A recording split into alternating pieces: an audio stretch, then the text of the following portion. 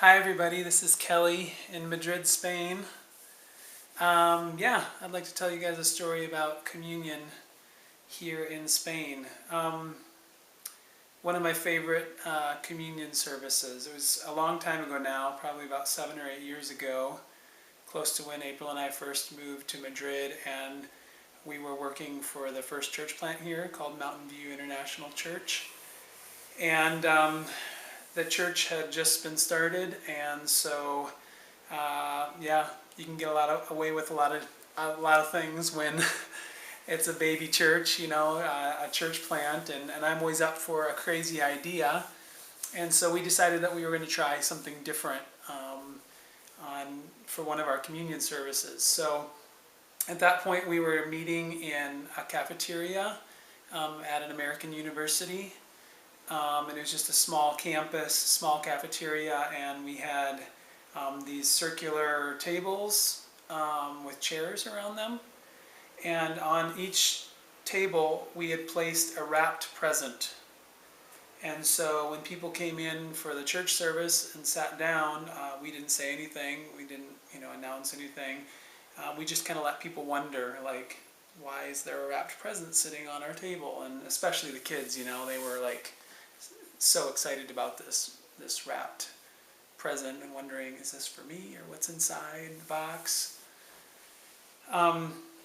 So we went on with the service and we were studying Colossians, and so I did the sermon, and then at that point I was the worship leader. I just kind of looked back over the passage we'd been reading. It was from Colossians 2, and I'll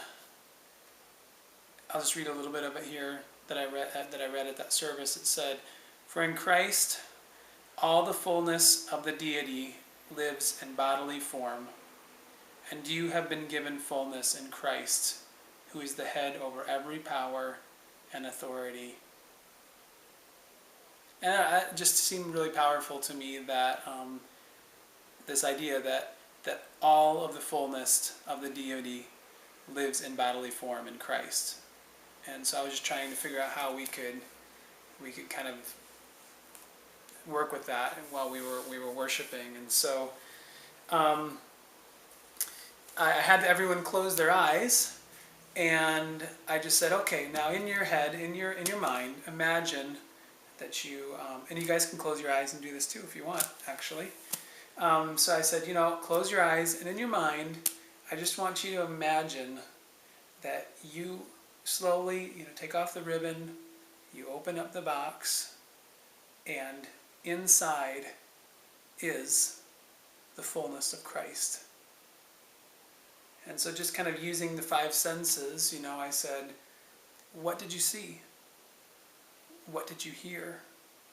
What did it smell like? Did you taste something? And so I just gave people some time to think about that and use their imaginations in worship to imagine what for me, what would the real fullness of Christ look like if it was in a box sitting right in front of me.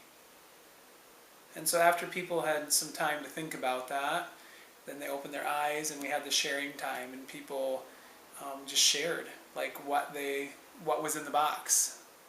And unfortunately, I don't remember any of the specifics of what people said, but I just remember it just being actually really powerful, and just some people tying it into things that were going on, real circumstances going on in their lives.